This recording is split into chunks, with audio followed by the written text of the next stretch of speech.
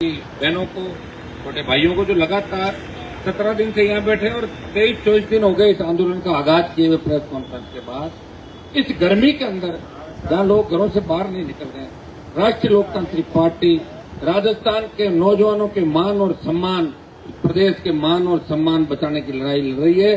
वो विपक्ष की भूमिका निभा रही है। जब कांग्रेस बंद कमरों में चली गई, एयर कंडीशन कमरों में बयानवीर हो रहे हैं कांग्रेस के नेता, भारतीय जनता पार्टी के नेता। मैं मुख्यमंत्री जी को कहना चाहूंगा कि आप जोर जोर से चिल्लाते थे कि भर्ती रद्द करो, पुनर्गठन करो। याद करो किस तरह सिविल लाइन फाटक पर प्रदर्शन करते थे और आप प्रदर्शन नहीं करते। उस वक्त भी हम ही लड़ रहे थे राजस्थान के अंदर। आपको लगा कि सारा क्रेडिट आरएलपी को नहीं मिल जाए, इसलिए आपने जयपुर में समय समय पर 2-4 प्रेस कॉन्फ्रेंस और आपके बयानवीरों ने बयान दिए, विधानसभा में मामले उठाए और एक ही बात कही कि अगर बीजेपी की सरकार बनी तो भर्ती भी रद्द करेंगे, एसआई भर्ती, आरपीएससी का पुनर्गठन करेंगे, पेपर माफियाओं को जेल के अंदर डालेंगे, रीट माफियाओं को रीट के मामले में लेवल पर रद्द करेंगे, सीबीआई जांच कराएंगे और बड़े मगरमच्छों को पकड़ेंगे। दुर्भाग्य से 1.5 साल के अंदर भजन लाल जी ने एक भी बड़ा मगरमच्छ नहीं पकड़ा। आरपीएससी के 2 मेंबर जो पकड़े गए, एक शेड्यूल ट्राइब से आता है और एक ओबीसी से आता है। आपने संजय सोत्रे को पूछताछ के लिए क्यों नहीं बुलाया? आपने शिव सिंह राठौर से पूछताछ क्यों नहीं की? आपने भूपेंद्र यादव से पूछताछ क्यों नहीं की? आपने उन तमाम लोगों से पूछताछ क्यों नहीं की? भजन लाल जी, आप कहते हो कि कांग्रेस के नेता अंधेरे में मेरे से मिलने आते हैं, उनका नाम आप क्यों नहीं बता रहे हो? उनके बेटों का नाम क्यों नहीं बता रहे हो, जिनको पूछताछ के लिए बुलाया और छोड़ दिया? आखिर क्या माजरा है? क्यों मिले हो आप लोग? पर्ची से बने हो भजन लाल जी। दिल्ली के अंदर ये खबर पहुंच गई कि आप राजस्थान नहीं संभाल पा रहे हो, विधायिका आपके खिलाफ है, मंत्रिमंडल पर आपका नियंत्रण नहीं, नौकरशाही हावी है, आप कभी भी हट सकते हो। इसलिए समय रहते नौजवानों की दुआ आप कबूल करें, इस भर्ती को रद्द करें और आरपीएससी को भंग करें। ये संवैधानिक संस्था होगी। एमएलए एमपी भी संवैधानिक पोस्ट में पहुंचते हैं। एमपी का चुनाव ऐसे नहीं होता। आप एमएलए पकड़ रहे हो, एमपी के खिलाफ मुकदमा कर रहे हो, चाहे किसको सस्पेंड करवा रहे हो, आपके देश के अंदर ईडी सीबीआई भेज रहे हो, फिर आरपीएससी क्या चीज है? एक लेटर लिखो आप गवर्नर को और एक लिखोगे राष्ट्रपति का। गवर्नर राष्ट्रपति को लेटर भेजे। डबल इंजन की सरकार है, सारा आपके हाथ में ही है।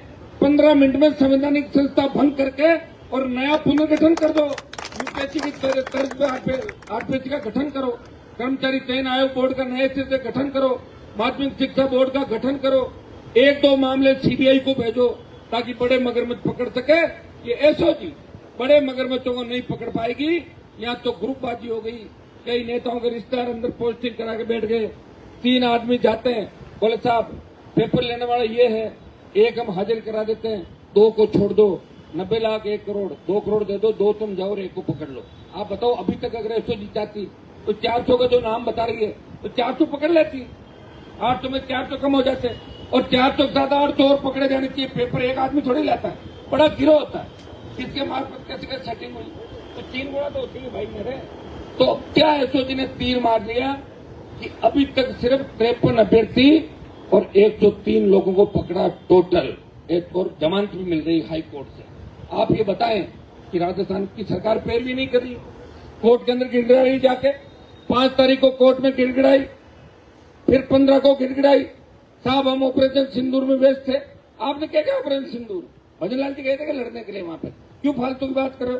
आपके मंत्री घूम रहे ब्याह शादियों के अंदर, कौन पूछता उनको? आप बुलाते और तुरंत निर्णय लेके बताते थे। और निर्णय क्या लोगे आप? आपके मंत्रियों ने एक आग रद्द होनी चाहिए, क्या थूक के चाटेंगे मंत्री वापिस? क्या ये कहेंगे कि अब रद्द नहीं होगी? कोर्ट के अंदर चला गया मामला। एसओजी ने कहा रद्द होनी चाहिए, पीएचक्यू ने कहा, डबल एजी ने कहा, आपके सारे नेताओं ने कहा। सब नेताओं को भाषण आप उठा के देख लें, राजेंद्र राठौड़ का भाषण, चाहे सतीश पूनिया का भाषण, चाहे आपके भजन लाल जी का, जितने आपके वसुंधरा जी, सारे जो देख लें, उन सब ने कहा कि पेपर माफिया हावी है राजस्थान के अंदर और भर्ती रद्द करो। अरे जब आप अपने ही जबान पे नहीं हो तो राजस्थान देख रहा आपको। और ये आपके मंत्री जो जातीय झेर घोलने की कोशिश कर रहे हैं ना, गलत ट्रैक पे सोशल मीडिया पे, आप सुन लो, जातीय झेर घोलोगे तो आपको ही भारी पड़ेगा। मेरे कोई फर्क नहीं पड़ने वाला जातीय झेर से, क्योंकि मैं सारी जातियों को साथ लेके चला हूं हमेशा और मैंने ठेका नहीं ले लिया हर जाति को। मेरा ठेका नहीं है, मैं राजस्थान के लिए लड़ रहा हूं, हर जाति के लिए लड़ रहा हूं। कोई नारा लगने का ठेका नहीं। और जो लोग सोशल मीडिया पे बैठे बैठे बकवास कर रहे हैं उनको तो धरने में शामिल होना चाहिए। और जो वीर लड़े राजस्थान में उन्हीं का तो नाम लिया जाएगा मेरे भाइयों। हमारे 10 सूरजमल लड़े, महाराणा प्रताप लड़े। अब मैं कहता हूँ 50-100 लड़े, मैंने क्या इतिहास मैंने लिखा क्या? अगर मुगलों से संबंध या वैवाहिक संबंध स्थापित किए लोगों ने तो आपके उनसे घर जाओ ना, आप उनका घेराव करो जाके। मुझे क्यों कह रहे हो आप? मैंने थोड़ी करवाया उस समय, मैं थोड़ी था। तो आपको जब तकलीफ इतनी मिर्ची लग रही है तो उन लोगों का बाइकाट करो जिनके रिश्ते मुगलों के अंदर हुए थे। ये करना चाहिए आपको बाइकाट। वो तो कर नहीं रहे हो कि हनुमान जी ऐसे बोल रहे हैं, वैसे मैं तो कुछ भी नहीं बोल रहा हूँ, सही बोल रहा हूँ। और वो इतिहासकार, वो सरकारें, बैठे बैठे लोग बोल रहे हैं क्या क्या बता रहे। तुम्हारे समाज के मंत्री ने क्या कहा? फूफा बता दिया औरंगजेब को, बताया कि नहीं बताया? तो क्या कर लिया तुम लोगों ने? फालतू की बात क्यों कर रहे हो? गलत बात मत करो। एसआई भर्ती के अंदर मेरे समाज के 150 लड़के, तुम्हारे भी होंगे और समाजों के होंगे। अगर हम समाज देख के भर्तियां रद्द कराएंगे, समाज देख के लड़ाई लड़ेंगे, तो फिर नौजवान को किस दिशा में आप लेके जा रहे हो? हाँ, आपके मंत्री मैच्योर नहीं, आपके नेता मैच्योर नहीं, लेकिन चाहे जैसे बयान दे देते हैं, लोग बयान को पढ़ते नहीं, लोग पूरा वीडियो देखते नहीं। तो आप लोग उसे फिर बच्चे गलत पकड़ लेते हैं और उसके बाद बच्चे शुरू होते हैं, बच्चे गलत बोलते हैं, बच्चों मुकदमे दर्ज होते हैं, तो फिर माफी मांगते हैं बड़ी बड़ी आधा घंटे की। साहब माफ करो, मारा जाऊंगा, बच्चा हूं, मेरा भविष्य खराब हो जाएगा। तो आप सबको ये ध्यान रखना। सोशल मीडिया के अंदर तमाम, मैं आपको हमेशा कहता हूँ कि अपने गलत मामलों में सोशल मीडिया का दुरुपयोग नहीं करना चाहिए, लेकिन सही बात अगर हो तो सही बात हमें कहने के अंदर किसी का डर नहीं लगता। और सही बात का नाम ही तो हनुमान बेनीवाल है। सही बात ही बोलता हूँ मैं, चाहे किसी को मिर्ची लगे, चाहे कोई कुछ करे, उसे मेरे ज्यादा फर्क नहीं पड़ने वाला। सही को सही और गलत को गलत अगर देश के अंदर कहने की कोई ताकत रखता है वो हनुमान बेनीवाल रखता है। तुम कहाँ गए थे जब पहलवान बेटियां तकलीफ के अंदर थी? वो बोलते ना तुम लोग, तुम्हारे साथ हमने कई बार लड़ाई करी, हर समाज के लिए लड़े, हर समाज को जहां भी जरूरत पड़ी हनुमान बेनीवाल उस समाज के लिए लड़ा। लेकिन हमारे समाज को जरूरत पड़ता आ जाओ लड़ते, मना कर रहे हैं। और ये लड़ाई तो व्यवस्था के खिलाफ लड़ाई है। कई लोग चाहेंगे, कई लोग ये मंच पे आके 4 दिन बात करके 4 दिन बाद दूसरी बात कह देता है। उनको सोचना चाहिए उन लोगों को कि हनुमान जी का मंच है, वहाँ फालतू की बात नहीं की जाती, वहाँ सही बात की जाती है और सही बात को ही सुना जाता है। भाइयों, पार्टी नहीं बना पाई राजस्थान में, डींगे आंकड़े से काम नहीं चलता कि हम डींग आंकड़े बैठे बैठे बढ़ाओ पार्टियां। लड़ो मेरे साथ, आओ अलायंस करो, मना कर रहा हूँ क्या? लड़ो ना मेरे साथ, 2 लोगों के साथ में तो लड़ा हूँ मैं। जिनके साथ लड़ा मुझे छोड़ के मैदान में भाग गए, तो वसुंधरा की सैंडल चप्पल उठा रहा, कोई किसी और भी उठा रहा। इसलिए हनुमान बेनीवाल को कोई चुनौती आप मत दो, नहीं तो आप चुनौती दे सकते हैं। मैं किसी के अंदर वो ताकत है जो चुनौती दे।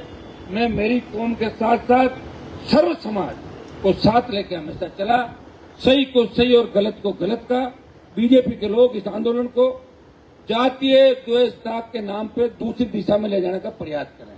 और ये नौजवानों की ड्यूटी है कि कहीं कल को ऐसा वक्त नहीं आए कि आप अपील करो हनुमान जी हमारे पक्ष में बोलो, जो मैं ही बोलूंगा हमेशा और बोलता भी रहा हूं और हमेशा भावनाओं की कदर की। लेकिन गलत ट्रैक पे जाके हमें ऐसा कोई काम नहीं करना जिससे हमारा आंदोलन गलत दिशा के अंदर चला जाए। ये पवित्र आंदोलन है। ये आरपीएससी के भ्रष्टाचार का मामला 2014 से चल रहा है, 14 से 25, 11 साल से कोई व्यक्ति राजस्थान में भ्रष्टाचार के खिलाफ लड़ रहा है। कोई व्यक्ति राजस्थान में प्रत्येक जाति जहां अन्याय अत्याचार होता है तो पहला ट्वीट हनुमान बेनीवाल का आता है। मैं ये नहीं देखता मुलजिम किस जाति के। अगर मैं ये देखने लग गया तो फिर तो जाति का नेता होगा, मैं पार्टी का नेता थोड़ी हुआ। पार्टी बना के तमाम जातियों को टिकट दिए मैंने मेरी पार्टी। हर व्यक्ति मेरी पार्टी चुनाव लड़ा, हर जाति का व्यक्ति लड़ा और लगातार लड़ तो रहा हूं राजस्थान में। चंदा तो इकट्ठा नहीं कर रहा हूं किसी से, फंडिंग तो नहीं ली, इलेक्टोरल बॉन्ड तो नहीं लिए। आपके नेताओं को तो क्या क्या खाते दिख रहे हैं, मैं तमाम लोगों के मैं देखता हूँ रोज। मैं लड़ रहा हूँ जनता के लिए, चाहे बजरी की लड़ाई लड़ रहा हूँ आम जनता के लिए, गरीबों के लिए, चाहे जवानों की लड़ाई लड़ रहा हूँ आम बच्चों के लिए, टोल फ्री करने की बात कर रहा हूँ।